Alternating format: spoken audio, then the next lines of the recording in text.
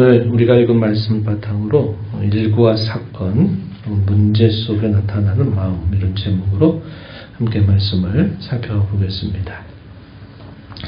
출애굽기 20장의 내용은 시내산 언약을 체결하고 난 직후에 있었던 첫 번째 중대한 사건에 대해서 기록해 줍니다. 그것은 언약을 세우자마자 이스라엘 자손들이 그 언약을 파기시켜버리는 이 반역 사건을 그들이 결국 나타냈다고 하는 겁니다. 그래서 이 출애굽기 32장의 내용은 이제 그런 내용들로 매우 잘 알려져 있는 본문이 되겠습니다.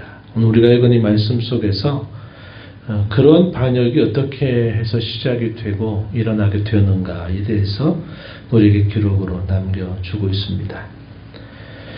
먼저 이 시내산 언약에서 한 1년 정도 가까운 시간들을 이스라엘 자손들이 머물게 되는데요.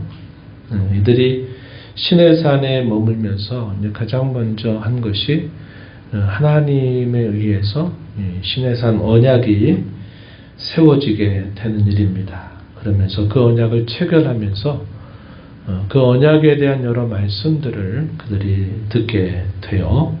그래서 이 시내산 언약에 있었던 일들을 이 출애굽기 말씀과 관련해서 시간적으로 쭉 살펴보면 다음과 같이 우리가 정리해 볼 수 있어요. 이 부분은 굉장히 중요한 부분이 될 겁니다. 여러분들이 잘 기억을 해두고 메모를 하면 좋을 겁니다. 처음에 이제 하나님께서 언약을 체결하시면서 그 언약을 받은 백성들에게 하나님께서 영원한 도덕법으로서의 십계명을 그 백성들에게 알려주세요. 그 내용이 우리가 잘 아는 대로 20장 1절부터 11절에 쭉 기록이 됩니다. 그래서 10가지 계명이 기록이 되어 있는데 이것은 시내산 아래에 있을 때 모세도 듣고 이스라엘 자손들이 다 함께 들었던 하나님의 말씀입니다. 이것이 기록이 되고요.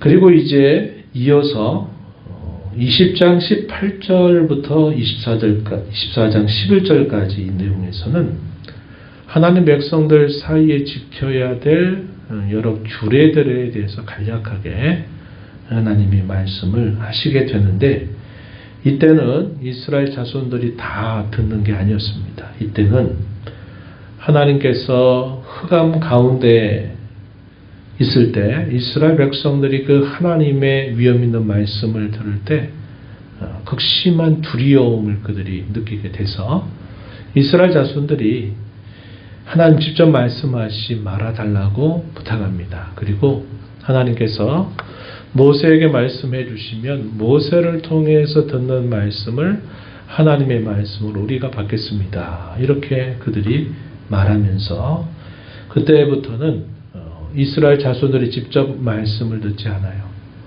하나님이 모세에게 말씀해 주시는데 24장 11절까지의 내용은 흑암 가운데서 하나님 모세에게 말씀을 해 주십니다. 그럼 모세가 그 말씀을 듣고 백성들에게 알려줘요.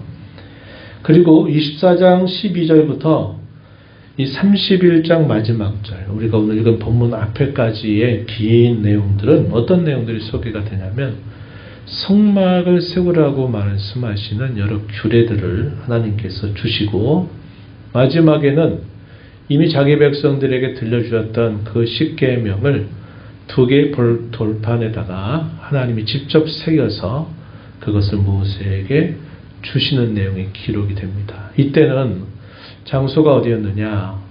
이 모세가 이 시내산 꼭대기에 올라서 40주야를 머물고 있는 때에 하나님께서 이와 같은 이 성막의 규례들, 두 돌판에 대한 것들을 주셔요. 레위기에 나타나게 되는 구체적인 제사 그리고 제물 또 어떻게 그 제사를 드리는 방법을 어떻게 해야 되느냐 하는 것들도 이 모세가 처음 이 시내산의 꼭대기에 올랐을 때 주셨던 말씀으로 우리가 받아들이게 됩니다. 그래서 이 40일 동안에 있었어요.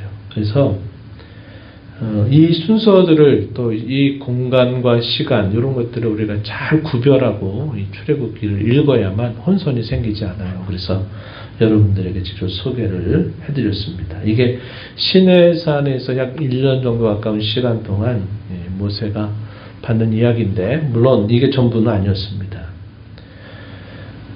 이 40일 동안 모세가 시내산 꼭대기에 올라서 여러 규례를 받고 있는 동안에 이스라엘 백성들은 계속 아래서 모세가 내려오기를 기다리고 있어요. 그런데 언제 내려온다라는 것에 대한 구체적인 내용들을 알지 못하기 때문에 밑에서 기다리는 이스라엘 자손들이 마음이 굉장히 불안해지고 또 마음이 조급해지는 그런 모습이 나타난다는 겁니다. 그래가지고 이스라엘 이 백성들이 어떻게 하느냐, 오늘 우리가 읽은 본문에서 소개되고 있는 것처럼 모세의 형이었던 아론, 또 모세의 대변자 역할을 했던 아론에게 요청을 합니다. 뭐라고 요청하느냐, 일어나라, 우리를 위하여 우리를 인도할 신을 만들어라. 모세는 도대체 언제 내려올지, 도대체 어떻게 됐는지 알지 못하겠다, 이렇게 말하면서 아론에게 자신들을 인도할 신을 형상으로 만들 것을 요구하게 됩니다. 그리고 이 아론은 그들의 요구를 따라서 그들이 애굽에서 나올 때 가지고 왔던 금고리들을 가져오게 부탁을 해요. 그래서 그들이 가져왔던 그 금고리들을 모아가지고 그것을 가지고 금 송아지 형상을 만들게 한 겁니다. 만들자마자 그 백성들은 어떻게 반응했느냐, 우리를 인도한 신이다, 이렇게 말해요. 우리를 인도한 하나님이다, 이렇게 그들이 말한 겁니다. 그리고 이 신이 우리를 마침내 앞으로 우리의 나갈 길을 또 역시 인도할 것이다 라고 그들이 말을 하게 됩니다. 그리고 그 송아지 앞에다가 제단을 만들어요. 제단을 만들고 다음 날이 여호와의 절일이 되어, 그러니까 아론이 내일이 여호와의 절일이다, 이렇게 말합니다. 그리고 그 백성들이 각자의 처소로 흩어졌다가 다시 다음 날에 모여가지고 한 일이 뭐냐면 그 금송아지 앞에 만들어둔 제단 위에다가 제사를 드리는데 그 제사를 드린 것이 번제를 드리고 화목제를 드립니다. 그래서 제사를 드려요. 그런데 이 번제와 화목제에 대한 규정은 아직 이스라엘 자손들이 정확하게 듣질 못한 상태였습니다. 모세는 이미 아직 어디에 있어요? 산에 있단 말이죠. 산에 있어서 거의 40일이 가까이 되어갈 때 그 40일 가운데서 그러한 규례를 받게 되지만 그 규례를 이스라엘 자손들에게 그것을 알려주지 않았어요. 알려주지 않았단 말이에요. 그런데 이스라엘 자손들은 밑에서 그 금송아지 형상의 제단 앞에서 번제 화목제를 드렸다는 겁니다. 그러니까 그것 자체도 좀 정확하다고 말할 수가 없는 거예요. 우리가 레위기의 앞부분에 보게 되면 이 제사에 대한 규정이 매우 상세하고 구체적으로 기록이 되죠. 그래서 제물을 어떻게 써야 되며 또 그 제물에 무엇을 어떻게 해서 드려야 되는가에 대한 그런 규정들이 매우 세밀하고 정확하게, 그리고 그렇게 드려져야만 되는 중요한 규정들이 포함되어 있는데 밑에 있었던 이 이스라엘 자손들이 그 금송아지 앞에서 제사를 드렸던 이 번제 화목제가 제대로 올바르게 드려질 리가 없는 거죠. 그런 상태로 그들이 제사를 드려요. 그러나 이 제사를 드리는 것 자체는 아주 오래전부터 종교가 갖고 있는 보편성이었습니다. 이방의 모든 신전 앞에, 신 앞에서 그 사람들이 반드시 뭐합니까? 제사를 드려요. 제사를 드립니다. 그래서 이 제사를 드리는 일은 인류 역사로부터 아주 오래된 일이다. 우리가 역사의 초기로 거슬러 올라가서도 역시 우리가 아는 대로 가인과 아벨이 제사를 드리는 일이 시작이 되죠. 그래서 아주 오랜 겁니다. 근데 이제 시간이 흘러가고 또 민족과 언어와 방언으로 나뉘어져 가면서 그 제사를 드렸던 것들이 정확한 대상을 향해서 드리는 게 아니라 이제 우상들을 향해서 자신들이 신이라고 믿는 그 대상 앞에서 제사를 드리는데, 그 제사를 드리는 것도 각양각색으로 드리는 거죠.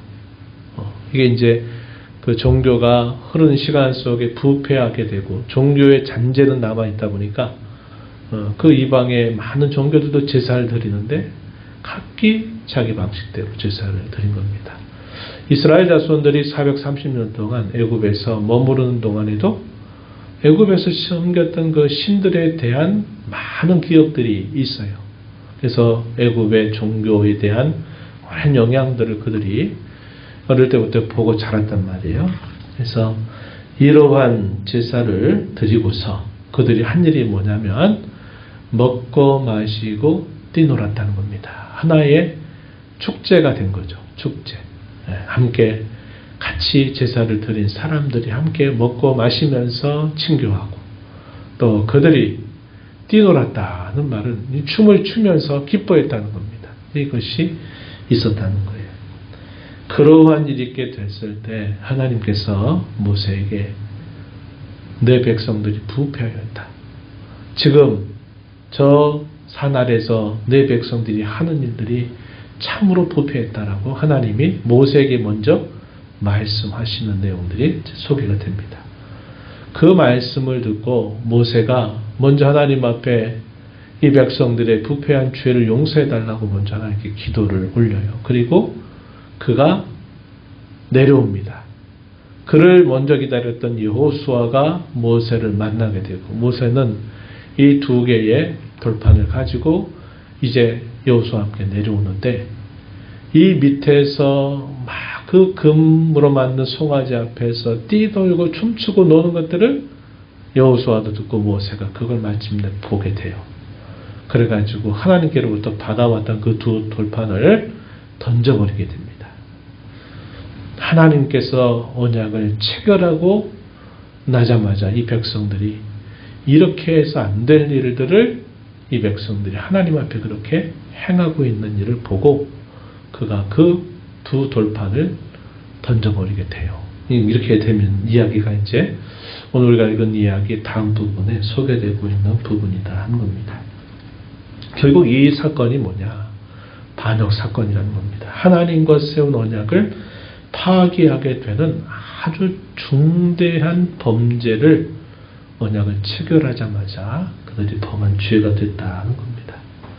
하나님 그 백성들을 멸하시겠다고 말씀을 하죠. 모세가 또다시 하나님 앞에 또 간절하게 기도합니다. 이 백성을 멸하지 말아달라고 간절히 기도를 올리게 돼요. 그래서 이 모세의 두 번의 기도가 있게 되면서 하나님은 이 모세의 간구를 들으시고 그 백성들을 긍휼히 여기시게 됩니다. 그래서 다시 언약을 갱신하는 사건이 이어져요.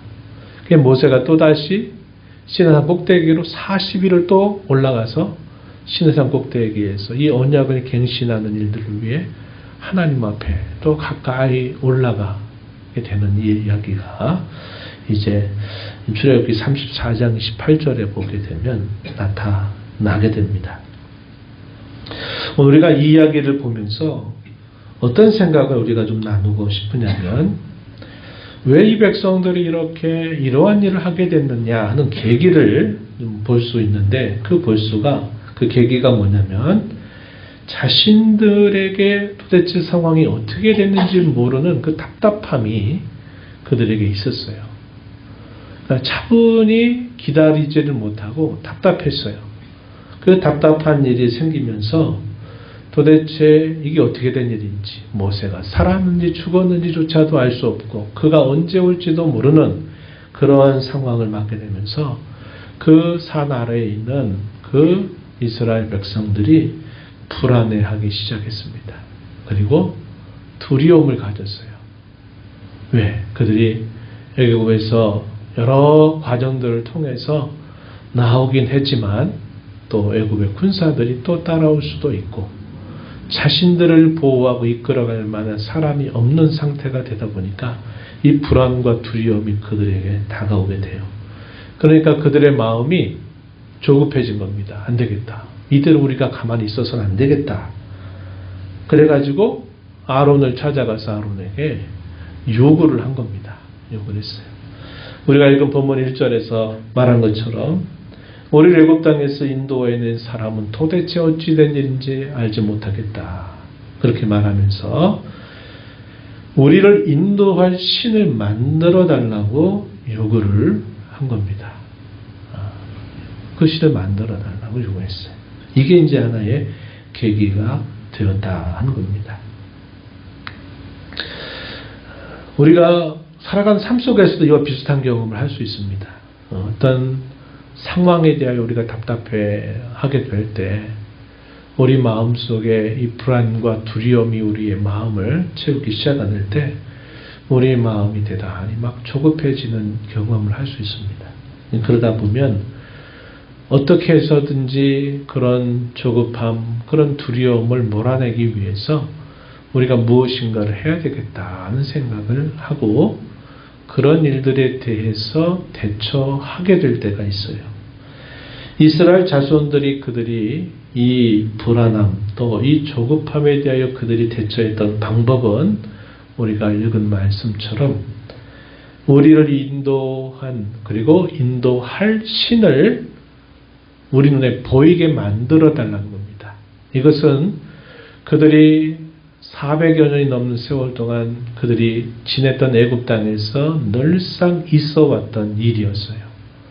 그게 자신들의 눈에 뭔가 보여야만 안심이 되고 또 그들 마음의 불안함이 사라지게 되는 일들이 있기 때문에 그 문제를 해결하기 위해서 형상을 만들어 달라고 했는데 그 형상을 싼 걸로 만들 수 없잖아요. 다 애굽에서도 그 신들을 만들 때 다 그 가치를 드러내기 위해서 귀하게 만들었다면 우리가 애굽에서 나올 때 가지고 나왔던 금, 소중하게 여길 만한 그 금을 그들이 아낌없이 다 내놔가지고 그 금을 가지고 형상을 만든 겁니다. 그리고 뭐라고 말해요? 우리를 인도할 하나님이라고 말했어요. 모양새는 어디에서 많이 있었던 모양새냐? 애굽에서 아피스라고 하는 신을 애굽에서는 섬겼어요. 그 송아지 형상을 하나의 신으로 섬겼단 말이에요. 늘상 봐왔던 거에다가 뭐를 거기다가 자기들이 의미를 부여했냐면 우리를 애굽에서 인도해낸 하나님이다, 신이다 라고 의미만 다르게 부여를 했어요. 근데 그 모양새는 애굽에서 늘 봤던 모양을 따른 겁니다. 그래서 송아지 형상을 만들었어요. 제가 처음에 뭐라고 그랬냐면 신명기가 아니라 십계명을 주실 때 처음에 누가 들었다고요? 모세만 들었어요?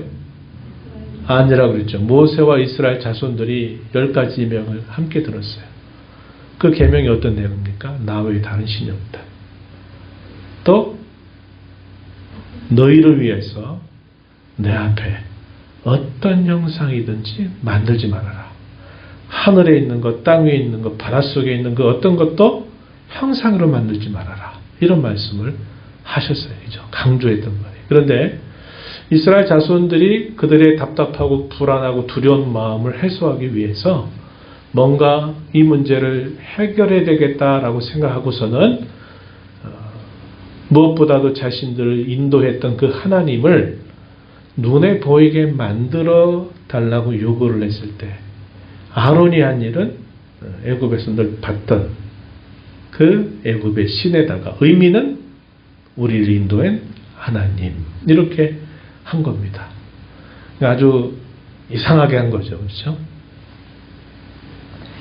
그리고 아까 말씀드렸듯이 번제와 화목제를 드렸어요. 제사를 드렸어요.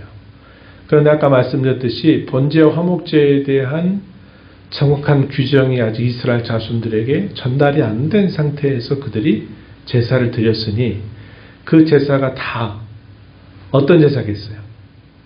이걸 이렇게 말할 수 있어요. 자의적 제사다. 골로새서에 보면 이 표현이 있어요. 자의적 숭배, 자의적 예배.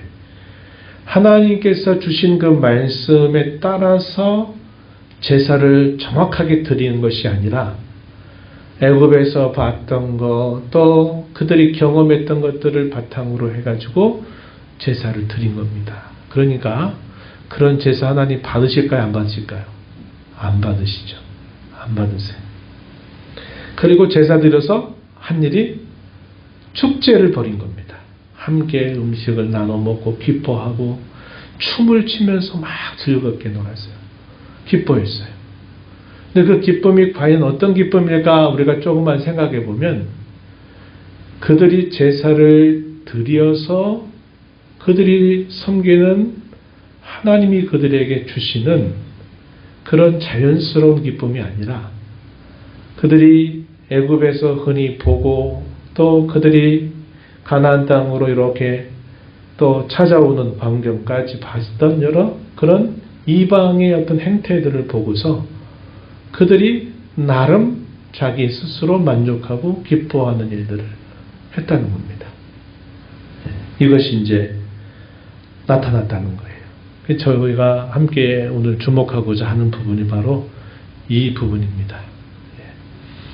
어떤 문제를 만났어요? 그 문제에 대해서 두려움과 불안과 조급함이 생기니까 그 문제를 해결하기 위해서 해결의 방법을 찾는데 그 해결의 방법이 대단히 이상한 그런 방법들을 결국 취해가지고 됐다. 아, 이제 우리 해결됐다. 그러면서 스스로 만족하고 자신들의 스스로의 만족과 기쁨을 얻은 겁니다. 그럼 이것이 과연 하나님으로부터 주어진 그런 것들이냐 할 때 우리가 그렇게 말할 수가 없는 것들이다 하는 겁니다. 그들에게는 하나님이 무엇을 원하시고 무엇을 싫어하는 것에 대한 정확한 기준이 없어요. 하나님에 대하여 무지합니다. 또 그들은 지난 오랜 세월 동안 애굽 종교의 영향을 즉각적으로 받아왔어요. 이게 그들에게 분명히 형태적으로 나타난 겁니다. 송아지 형상으로 신을 만든 것도 애굽의 종교의 영향이죠. 제사를 드리는데 역시 이것도 하나님이 받으시는 제사가 아니라 이방 종교의 영향을 받아서 자신들이 하고 싶은 대로 제사를 드린 것이 되어버리고 제사 드리고 나서 만족과 기쁨을 얻는데 그것은 전적으로 자기 나름의 만족과 기쁨이라고 하는 겁니다. 근데 이 전말이 다 뭐냐? 결국 하나님께 대한 반역을 나타냈다 하는 사실이죠. 우리가 어떤 일과 사건 혹은 그 안에서 어떤 문제들을 만날 때 우리의 조급함, 우리의 두려움, 불안감 이런 것들이 엄습할 때 어떻게든지 우리가 그 문제를 해결하려고 할 때 그 문제를 해결할 때 우리가 오늘 살펴본 것처럼 이스라엘 자손들이 하나님께 대해서 무지했죠. 이방 종교의 영향을 오랫동안 받아왔죠. 그들이 드리는 제사나 예배라고 하는 게 자기들 하고 싶은 대로 했던 것이고 예배를 하고 나서 그들이 나름 만족하고 기뻐하는 일들을 했는데 그것도 다분히 자기 만족에 겨운 그런 모습을 나타냈다는 겁니다. 우리가 어떤 일들을 만날 때 그 문제에 대한 조급함을 해결해 가면서 우리 나름대로 어떤 생각과 어떤 계획을 가지고 어떤 일들을 막 이것저것 하게 될 때 아, 됐다. 만족된다. 이 정도면 됐다. 그래, 잘 된 것 같아. 우리가 이런 식으로 생각할 때가 충분히 있을 수 있다고 하는 겁니다. 문제는 뭐냐? 하나님께 대한 반역이 나타났고 하나님이 뭘 원하시는지에 대해서 그들이 무지했다는 것이고 하나님이 그들에게 응답으로서 주신 그 마음의 평안과 기쁨이 아닌 자기들 나름대로의 만족과 기쁨이라고 하는 것에 도취돼서 됐다. 이렇게 생각할 수 있다는 겁니다. 그래서 오늘 이 말씀을 통해 어떤 일과 사건이 발생하고 또 그 가운데 어떤 문제가 일어나게 될 때는 그 문제를 대하는 그런 여러 모습 속에 그 사람의 가장 깊은 것들, 그 마음에 있는 것들이 분명히 나타나게 되어 있다 하는 겁니다. 우리 성도에게는 뭐가 나타나야 될까요? 하나님의 그분의 뜻과 또 그분의 은혜와 그분의 말씀이 나타나야 되죠. 그런데 우리가 때로 그냥 내 생각, 내 만족, 내 나름대로의 어떤 기준 가지고 어떤 일들을 대처하게 됐는데 결과적으로는 그것이 하나님이 바라시는 게 아니라 결국 다 내가 하고 싶은 대로 어떤 일들을 끝내버리게 될 때가 굉장히 많을 수 있다는 겁니다. 어떤 중요한 일을 만날 때, 어떤 다급한 일을 만날 때, 어떤 큰 위기를 만나게 될 때 그 사람의 속에 있는 것들이 드러나게 되어 있어요. 우리도 그럴 겁니다. 우리의 심령 속에 항상 하나님을 인격적으로 알아가는 것, 그분의 말씀을 통해서 그분의 뜻이 무엇인가를 분별해 가는 것, 또 그분이 무엇을 바라시는지, 그분이 무엇을 어떻게 응답하시려고 하시는지 그것에 대해서 우리가 잘 알지 못하게 될 때 항상 내가 하고 싶은 대로 다 해놓고 나중에 또 더 큰 문제가 생기면 하나님이 해결해 달라고 우리가 그렇게 나아갈 수 있다고 하는 겁니다. 그래서 오늘 특별한 하나의 이야기지만 그 이야기 속에 담겨있는 이 교훈들을 생각해 보면 우리도 이런 실수들을 참 많이 할 수 있다 하는 것을 우리 마음에 잘 새기면서 이 한 해 동안 우리가 살아가는 삶 속에 하나님의 뜻, 하나님에 대한 거룩한 지식들, 또 하나님께로부터 받는 신령한 그분이 우리에게 주시는 참된 만족과 기쁨을 사모하면서 살아가는 저와 여러분이 되기를 바랍니다.